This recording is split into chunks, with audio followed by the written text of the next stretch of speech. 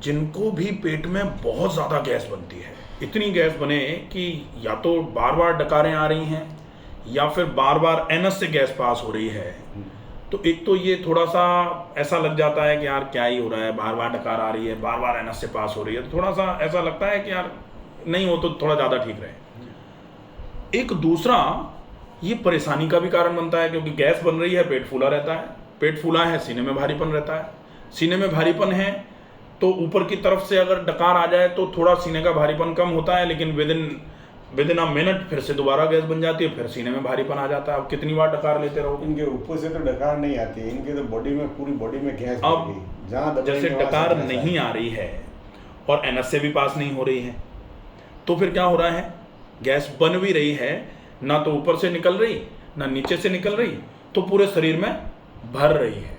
अब पूरे शरीर में भर रही है तो क्या होगा, पूरे शरीर में भारीपन आएगा, भारीपन जैसे माथे से लेकर के तलवे तक पूरा शरीर भारी हो जैसे गद्दी पे सो रहे तो पीछे से सब ऐसे अकड़क जाता है शरीर गैस से। अब गर्दन में दर्द हो जाएगा।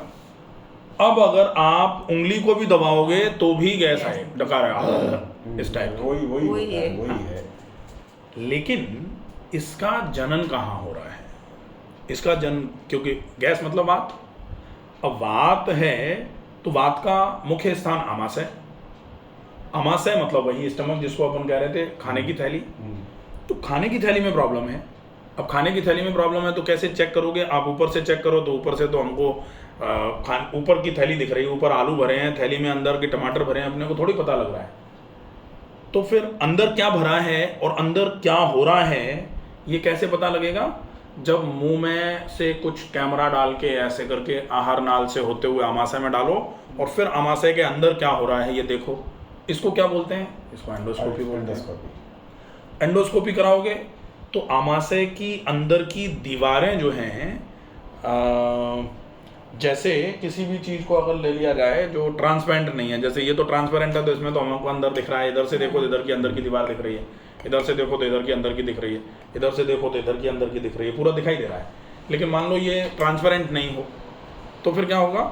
हम कैसे देखेंगे? फिर ऐसे करके अंदर से ऐसे देखेंगे और अंदर एक कैमरा डाल देंगे, फिर हम इधर देखेंगे तो हमको पूरा दिखाई देगा अंदर क्या हो रहा है। तो उसको एंडोस्कोपी बोलते हैं। तो अगर ऐसा कुछ हो रहा होता है तो उस केस में अंदर आमाशय के सूजन आ गई होती है और उस सूजन के साथ साथ आमाशय की दीवारें अपना काम पूरे तरीके से करना बंद कर देती हैं। तो आमाशय की दीवारों का काम क्या है? आमाशय में भरे हुए खाने को ऐसे ऐसे करके मिलाना। आपने रोटी खाई, सब्जी खाई, दही खाया, छाछ पी ली, इन सबको अच्छे तरीके से ऐसे ऐसे मिला के, जैसे होता ना कि आपको लड्डू बनाने हैं तो उसमें किशमिश भी है, उसमें खजूर भी है, उसमें अंजीर भी डाला हुआ है, तो सबको मिलाओगे चलाओगे तब तो मिलेगा ना। तो आमाशय में इस तरीके से खाना मिले, इसके लिए दीवारें कॉन्ट्रैक्ट और रिलैक्स होती नहीं हो पा रही, खाना मिलेगा नहीं। फिर आमाशय की दीवारों में ही सीक्रेटिंग सेल्स होती हैं जो HCl निकालती हैं, प्रॉपर नहीं निकलेगा, या फिर इम्प्रॉपर निकलेगा तो हो सकता है ज़्यादा निकले, ज़्यादा निकलेगा तो वो जलाने का काम करेगा। फिर अगर खाना मिला नहीं तो पचेगा भी नहीं, और अगर पचेगा नहीं तो फिर डाइजेस्ट नहीं होगा तो फर्मेंटेशन होगा, सड़ेगा, और अगर सड़ेगा तो बनेगी गैस। तो खाने का डाइजेशन ना हो पाना गैस बनने का मूल कारण है। तो फिर इलाज क्या हो सकता है? अब लोग कहते हैं इलाज तो आपने बताया नहीं, तो इलाज तो आ गया इसमें। खाने का डाइजेशन नहीं हो पाना अगर गैस बनने का मूल कारण है तो खाने का डाइजेशन करा दो। अब कैसे करा दो? दो इलाज हैं। पाचन तंत्र को इतना मजबूत कर दो कि खाना कुछ भी खाएं आप, पाचन तंत्र उसको पचाने के लिए सक्षम हो, पहला काम। दूसरा, जब तक पाचन तंत्र मजबूत नहीं हो रहा तब तक आप उसको बिल्कुल सुपाच्य भोजन देते रहो। जैसे पहलवान से लड़ाने की तैयारी है अगर किसी को, तो सबसे पहले क्या करो, आप पहलवान से लड़ाना है जिसको, उसको मजबूत बनाने की कोशिश करो, और जब तक वो मजबूत नहीं बन पा रहा है तब तक उसको छोटे छोटे ऐसे ही इधर उधर के गलियों के पहलवान से लड़ाओ ताकि उसका आत्मबल बढ़ता चला जाए। तो सुपाच्य भोजन कराओ ताकि भोजन आसानी से पचता रहे और साथ साथ में पाचन तंत्र की ताकत को बढ़ाने के लिए नियमों का पालन करते रहो। दो ही इलाज हैं। अब सुपाच्य भोजन ये डाइट थेरेपी है, आपको कौन से टाइम पे खाना है, आपको क्या खाना है, आपको कैसे खाना है, मात्रा कितनी रखनी चाहिए, ये सारी चीज़ें अगर आप फॉलो करोगे तो इससे बेहतरीन तो कोई इलाज ही नहीं है। फिर भी अगर अपन कहें कि हमको तो गोली दे दो, हमको तो चूरन दे दो, चटनी दे दो, उसका कोई लेना देना नहीं है। ठीक है। दूसरा, अब दूसरे नंबर का इलाज, पहले नंबर पे जो था कि पाचन तंत्र को मजबूत करने के लिए कौन सा इलाज है, सबसे बेहतरीन इलाज होता है आप तो पेट का गर्म ठंडा सेक और मिट्टी पट्टी कर दो। अगर आपने ये कर दिया तो आप ये मान लो कि पाचन तंत्र पूरा ही धीरे धीरे करके मजबूत होना चालू हो जाए। तो हफ्ते में कितने दिन करनी है? रोज कर दो। पेट का गर्म ठंडा सेक 2 मिनट गर्म पानी की थैली से 1 मिनट गीले कपड़े से 5 बार रिपीट करके 15 मिनट का ये ट्रीटमेंट है। जब ये 15 मिनट पूरा हो जाए उसके बाद मिट्टी की पट्टी।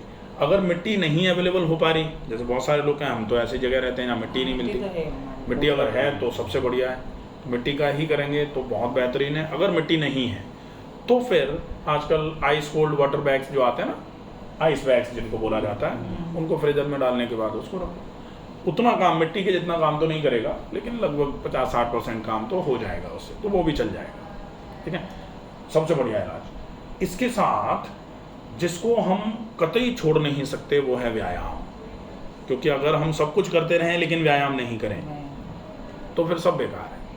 क्योंकि व्यायाम के लिए, अच्छा लॉजिकल है, क्योंकि व्यायाम के लिए क्या बोला जाता है, बोलते हैं कि अगर आप नित्य व्यायाम करें, व्यायामम कुर्वते नित्यम, बैठ व्यायामम कुर्वते नित्यम, मतलब आहार के नियमों का भी कोई बहुत ज़्यादा पालन आवश्यक नहीं होगा। किसके लिए? उसके लिए जो नित्य व्यायाम करता है। व्यायामम कुर्वते नित्यम विरुद्धमपि च भोजनम, वो व्यक्ति जो नियमित व्यायाम करता है अगर वो विरुद्ध आहार भी कर लेगा, विदग्धम अविदग्धम वा, कच्चा पका कुछ भी खा लेगा, निर्दोषम परपच्यते, उसके खाने के पचने में कोई दोष नहीं है। और ये मैंने तो लिखा नहीं है, तो शास्त्र में लिखा हुआ श्लोक है शास्त्र में। तो अच्छा है, तो व्यायाम छोड़ के नहीं रह सकते आप। अपन चाहें कि नहीं हमको तो खाना बिल्कुल खिचड़ी खा लेंगे, खिचड़ी का पानी पी लेंगे, व्यायाम मत बोलो, तो फिर नहीं होगा। व्यायाम तो करना ही पड़ेगा। इनको जैसे क्या फील होता है, ये तो जो अपनी ककड़ी है ना खाने में, ये तो ये ककड़ी खाता है तब इनको गैस, ककड़ी उबाल के खा लो, हाँ चलेगा, कोई इशू। एक दाल तो पचने में भारी है एक्चुअली, तो अगर दाल नहीं पच पा रही है दिन तो में कोशिश करो, हाँ दिन में खा लो। प्रोटीन वैसे भी दिन में खाने वाली चीज़ है, तो शाम को मत खाओ। खाने के 1 ग्रास को गिनकर के 60 बार चबाओ। जैसे अभी अपन देखें यहाँ 3 लोग तो कम से कम गैस्ट्राइटिस के बैठे हैं, जिनको गैस्ट्राइटिस की बड़ी समस्या है। 90% लोग इसी समस्या से